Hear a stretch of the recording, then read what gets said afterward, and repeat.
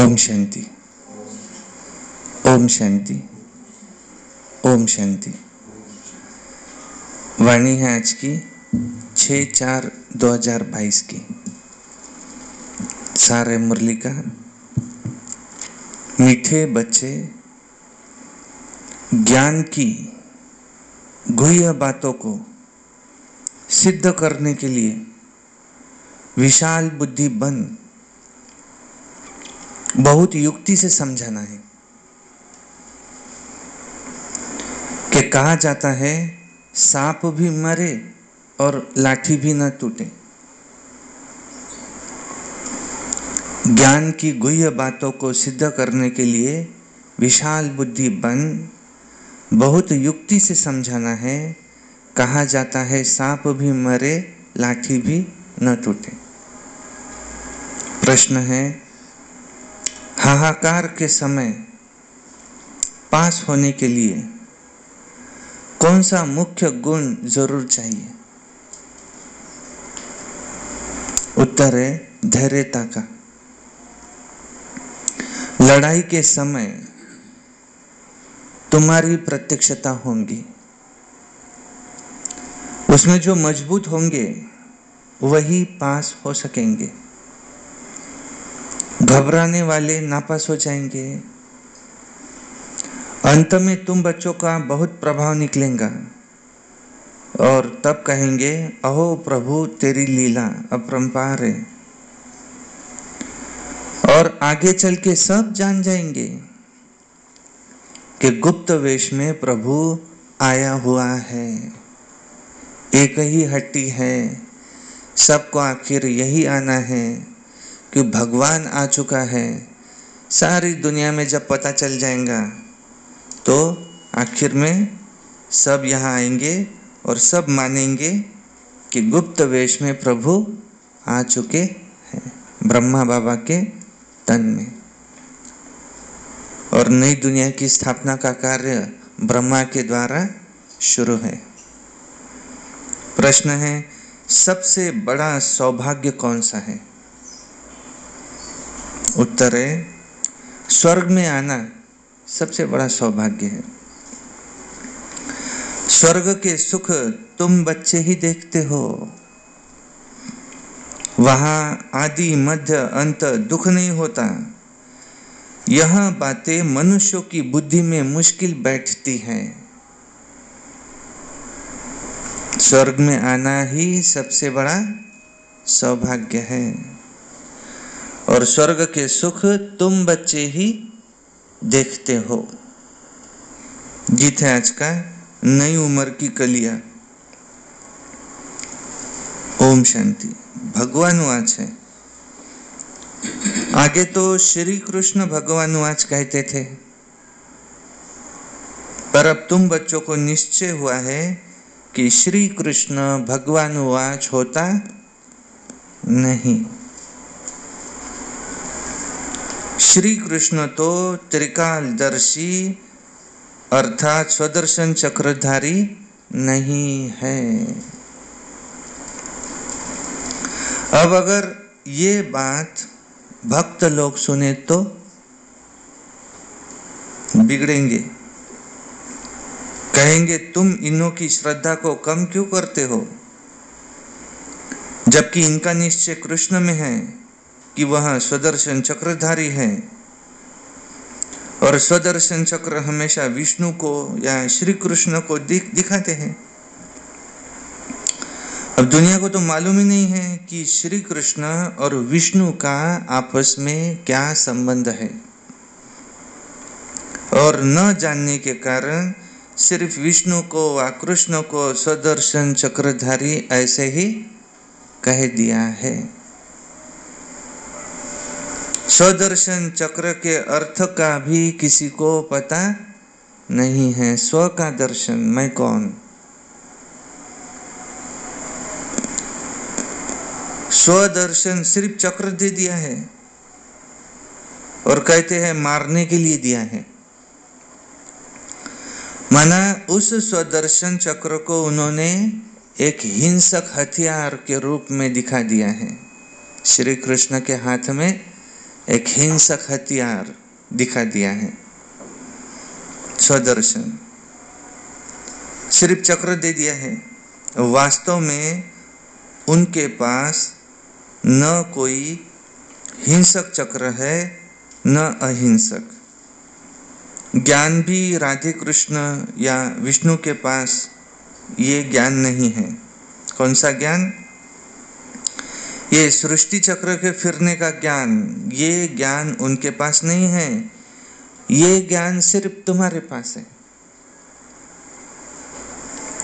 अब यह तो बड़ी गुह्य बातें हैं। ये सब बातें युक्ति से कैसे समझाई जाए जो समझ भी जाए और प्रीत भी कायम रहे। और सीधा समझाने से तो बिगड़ेंगे। अगर कहेंगे कि श्री कृष्ण के पास स्वदर्शन चक्र है ही नहीं, ऐसा सीधा अगर किसी को समझाएंगे तो वो लोग बिगड़ेंगे। कहेंगे कि आप देवताओं की निंदा करते हो क्योंकि वहां सब है एक समान, सिवाय तुम ब्राह्मणों के। तुम कितनी छोटी छोटी बच्चियां हो। बाबा तो कहते हैं छोटी छोटी बच्चियों को तो ऐसा होशियार करना चाहिए जो इस प्रदर्शनी में समझाने के लायक बन जाए। जिसमें ज्ञान है वो आप ही ऑफर करते हैं कि हम प्रदर्शनी समझा सकते हैं। ब्राह्मणियों की तो बड़ी विशाल बुद्धि चाहिए। प्रदर्शनी में समझाने के लिए सर्विसेबल जो हो उसको भेजना चाहिए, सिर्फ देखने का शौक नहीं। पहले तो ये निश्चय चाहिए कि गीता का भगवान कौन। गीता का भगवान निराकार शिव परमपिता शिव परमात्मा है। श्री कृष्ण को भगवान नहीं कहा जाता, इसलिए गीता भी रॉन्ग है। ये बिल्कुल नई बात हो गई दुनिया में। दुनिया में सब कहते हैं कृष्ण ने गीता गाई, और यहाँ समझाया जाता है कि कृष्ण गीता गा न सके। जो मोर मुकुटधारी है, डबल सिरताज है, वह सिंगल ताज सूर्यवंशी, चंद्रवंशी व वैश्यवंशी, शूद्रवंशी कोई भी हो, परंतु गीता की नॉलेज को वो जानते नहीं। वह नॉलेज भगवान ने ही सुनाई है, इसलिए भारत को स्वर्ग बनाया था। तो दुनिया में सच्चा गीता का ज्ञान आया कहां से? तो यह सब भक्ति की लाइन में आ जाते हैं। वेद शास्त्र आदि पढ़ते पढ़ते देखो नतीजा क्या हुआ। गिरते ही आए। दुनिया में वेद शास्त्र पढ़ते आए, नतीजा देखो दुनिया की हालत क्या हो गई। गिरते ही आए, कलाएं कमती होती आई।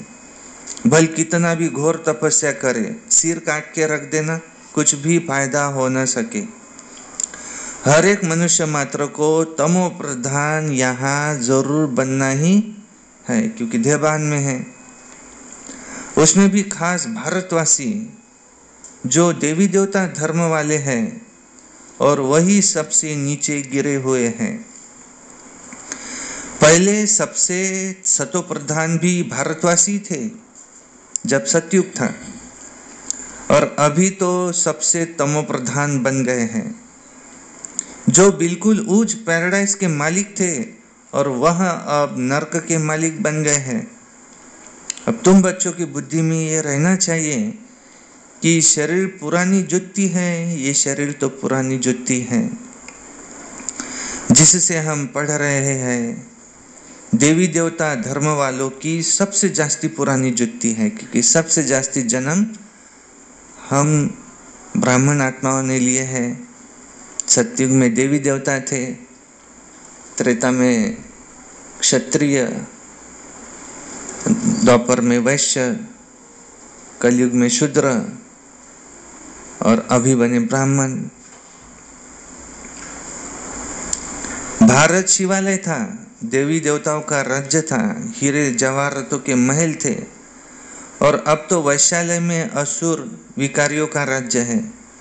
तो ड्रामानुसार फिर इनको वैश्यालय से शिवालय बनना ही है। बाप समझाते सबसे जास्ती तो भारतवासी गिरे हैं। आधा कल्प तुम विषय विकारी थे, अजामिल जैसी पाप आत्मा ये भारत में थे। सबसे बड़ा पाप कौन सा? सबसे बड़ा पाप है विकार में जाना। देवी देवताएं जो संपूर्ण निर्विकारी थे, अब वो भी जन्म लेते लेते विकारी बन गए, गोरे से सावरे बन गए, सबसे ऊंच और वही सबसे नीच बने। तो बाप कहते जब संपूर्ण तमो प्रधान बन जाते हैं तब उन्हों को मैं आकर संपूर्ण सतो प्रधान बनाता हूँ। तो बाबा आया हुआ है फिर से संपूर्ण सतो प्रधान बनाने। कहते हैं जब संपूर्ण तमो प्रधान बन जाते तो संपूर्ण सतो प्रधान बनाने में आता हूँ। अभी तो कोई को भी संपूर्ण निर्विकारी यहाँ कह नहीं सकते, बहुत फर्क है। बल करके यहाँ जन्म कुछ अच्छा है, आगे का जन्म तो अजामिल जैसा होना चाहिए। बाप कहते हैं मैं पतित दुनिया में और पतित शरीर में प्रवेश करता हूँ। और किस में प्रवेश करता हूँ? ब्रह्मा बाबा में, जो पूरे 84 जन्म भोग तमो प्रधान बने।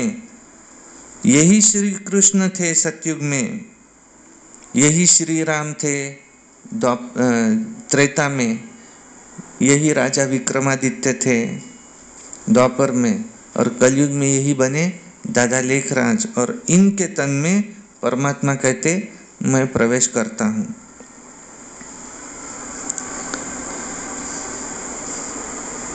इसलिए कहते कि साधारण रथ, इस साधारण रथ को पकड़ा है। ये भी सब समझने की बातें हैं। तुम बच्चों को सर्विस का बहुत शौक होना चाहिए। इन बाबा को देखो कितना शौक है। बाप तो है पतित पावन, सर्व का अविनाशी सर्जन। तुमको कैसे अच्छी दवाई देते हैं। कहते हैं मुझे याद करो, याद करने से तुम कभी रोगी नहीं बनेंगे। तुमको कोई दवा दरमल नहीं करनी पड़ेगी। यहाँ है श्रीमत, न कि कोई गुरु आदि की मंत्र। बाप कहते हैं मुझे याद करने से तुम्हारे सारे विकर्म विनाश हो जाएंगे, फिर तुम्हें माया के विघ्न नहीं आएंगे, तुम महावीर कहलाएंगे। स्कूल में रिजल्ट पिछाड़ी में निकलती है ना, तो यहाँ भी सब अंत में मालूम पड़ेगा। जब लड़ाई शुरू हो जाएंगी तो तुम्हारी प्रत्यक्षता होंगी। देखेंगे कि तुम कितने निडर हैं, कितने निर्भय बने हैं। बाप भी निर्भय है, कितना भी हाहाकार क्यों न मच जाए, धैर्यता से समझाना है कि हमें तो अब वापस जाना है। चलो तो हम चले, अपनी मंजिल है माउंट आबू, बाबा के पास। घबराना नहीं है, घबराने से तो नापास हो जाएंगे। इतना मजबूत बनना है। पहले पहले तो आफतें कौन सी आएंगी? फैमन, बाहर से अनाज नहीं आ सकेगा, बहुत मारा मारी हो जाएंगी। उस समय देखो कितना तुम्हें निडर बनना पड़ेगा। लड़ाई में कितने पहलवान होते हैं, कहते हैं मरना है मारना है, जान का भी डर नहीं रहता। भले उनको यह भी ज्ञान नहीं है कि शरीर छोड़ दूसरा लेंगे, परंतु फिर भी निडर रहते हैं। अब उनको तो सर्विस करनी है। वो लोग सिखाते हैं बोलो गुरु नानक की जय, हनुमान की जय। तुम्हारी शिक्षा है सिर्फ शिव बाबा को याद करो। वो नौकरी तो करनी है अथवा देश सेवा तो करनी है। जैसे तुम शिव बाबा को याद करते हो, इस प्रकार से दुनिया में कोई भी याद नहीं करते। शिव के भगत तो दुनिया में ढेर है, परंतु तुमको डायरेक्शन मिलता है कि शिव बाबा को कैसे याद करें। अब वापस जाना है, फिर स्वर्ग में आना है। अब सूर्यवंशी चंद्रवंशी दोनों राज्य स्थापन हो रहे हैं। जो अच्छा पुरुषार्थ करेंगे सूर्यवंशी में आएंगे, जो नापास हो जाएंगे वो चंद्रवंशी में आएंगे। तो यह ज्ञान सबको मिलेगा। जो प्रजा बनने लायक होगा वह यहाँ उतना समझेगा नहीं। अंत में तुम्हारा प्रभाव बहुत निकलेगा, परंतु तब कहेंगे अहो प्रभु तेरी लीला अपरंपार। जानेंगे कि गुप्त वेश में परमात्मा आया हुआ है। कोई कहे परमात्मा व आत्मा का हमें साक्षात्कार हो तो हम कुछ समझे, परंतु बाबा कहते साक्षात्कार से कोई भी फायदा है नहीं। समझो सिर्फ लाइट का, चिंगारी का साक्षात्कार हुआ, कुछ देखा, परंतु समझेंगे क्या? कुछ भी नहीं कि कौन है, किसकी आत्मा है, वह परमात्मा है। देवताओं के फिर साक्षात्कार में कुछ भपका होता है, खुशी होती है, और यहाँ तो यह भी नहीं जानते कि परमात्मा का रूप क्या है। जितनी पिछाड़ी होती जाएंगी, बाबा तुम्हारे बुद्धि का ताला खोलते जाएंगे। स्वर्ग में आना ये सबसे बड़ा सौभाग्य है। स्वर्ग के सुख और कोई देख नहीं सकता। स्वर्ग में यथा राजा तथा प्रजा रहते हैं। अब न्यू दिल्ली नाम रखा है, परंतु न्यू भारत कब था ये तो दुनिया में कोई जानते ही नहीं।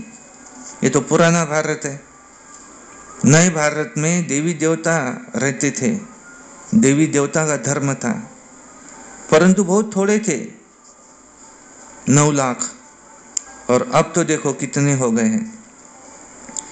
कितना रात दिन का फर्क है। अखबार में भी समझा सकते हैं कि तुम न्यू दिल्ली, न्यू भारत कहते हो, परंतु नव भारत, न्यू दिल्ली वो तो नई दुनिया में होगा, और उसको तो पैराडाइज कहा जाता है।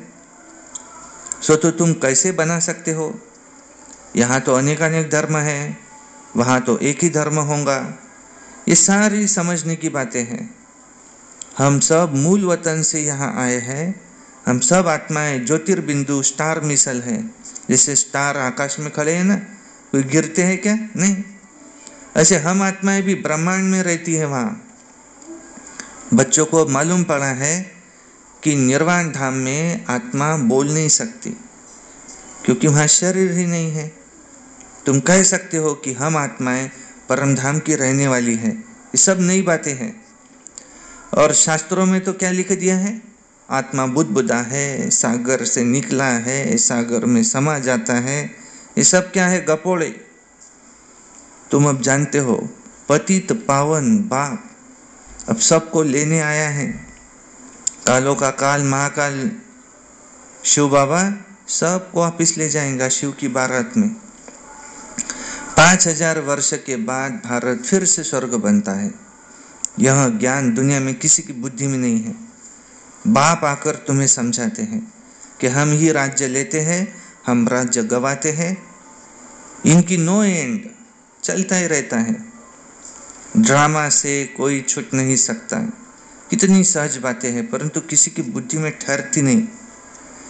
अभी आत्मा को अपने 84 जन्मों के चक्र का मालूम पड़ा है, जिससे कि तुम चक्रवर्ती, महाराजा, महारानी बनते हो। अभी सब खत्म होने वाला है, विनाश सामने खड़ा है। फिर क्यों इतना लोभ करे? लोभ जास्ती क्यों करे? धन इकट्ठा करने का संकल्प क्यों करे? विनाश सामने खड़ा है। आज पाहून राहिलो श्रीलंकाची काय हालत झाली आहे। सर्विसेबल बच्चा है तो उनकी यज्ञ से पालना होती रहेंगी। बाबा उसकी पालना कर, सर्विसेबल है, जिम्मेवार बाबा उसकी पालना करते रहेंगे। और सर्विस ही नहीं करते हैं तो ऊंच पद पा नहीं सकते। बाबा से पूछ सकते हैं कि हम इतनी सर्विस करते हैं जो उच्च पद पाए? बाबा कह देते हैं, आसार तो ऐसे दिखाई देते कि जो तुम प्रजा में चले जाएंगे। यहाँ तो सब मालूम पड़ जाता है। छोटे छोटे बच्चों को भी सिखलाकर इतना होशियार बनाना चाहिए जो प्रदर्शनी में सर्विस करे, शो करे। अच्छा, मीठे मीठे सिकिलधे बच्चों प्रति माता पिता बाप दादा का याद प्यार और गुड मॉर्निंग। रूहानी बाप की रूहानी बच्चों को नमस्ते, और हम रूहानी बच्चों की रूहानी बाप दादा को याद प्यार, गुड मॉर्निंग, नमस्ते। सदा रहो हंसते, कम बोलो, धीरे बोलो, मीठा बोलो, सत्य बोलो और सोच समझ कर ही बोलो शुक्रिया बाबा, शुक्रिया। वाह बाबा वाह, वाह ड्रामा वाह, वाह मेरा भाग्य वाह, वाह ब्राह्मण परिवार, मैं बाबा का, बाबा मेरा। ओम शांति। धारणा के लिए मुख्य सार है। नंबर 1, बाप समान निर्भय निडर बनना है, धैर्यता से काम लेना है, कभी घबराना नहीं है। विनाश सामने है, इसलिए जास्ती धन इकट्ठा करने का लोभ नहीं करना है।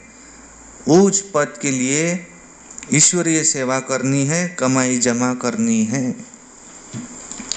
वरदान है, सर्व खजाने जमा कर रूहानी फकुर माना नशे में रहने वाले बेफिक्र बादशाह भव।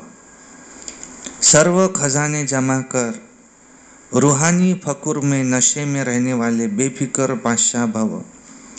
बाप दादा द्वारा सब बच्चों को अखुद खजाने मिले हुए हैं। जिसने अपने पास जितने खजाने जमा किए हैं उतना उनकी चलन और चेहरे में वो रूहानी नशा दिखाई देता है। जमा करने का रूहानी फकुर वो अनुभव होता है। जिसे जितना रूहानी फकुर रहता है उतना उनके हर कर्म में बेफिक्र बादशाह की झलक दिखाई देती है, क्योंकि जहाँ फकुर है वहाँ फिक्र नहीं रह सकती। जो ऐसे बेफिक्र बादशाह है वह सदा प्रसन्न चित्त है। स्लोगन है, ज्ञानी तू आत्मा वह है जो ज्ञान डांस के साथ संस्कार मिलन की डांस जानता है। एक दूसरे से संस्कार मिलाए उसको कहेंगे ज्ञानी तू आत्मा। अच्छा, ओम शांति।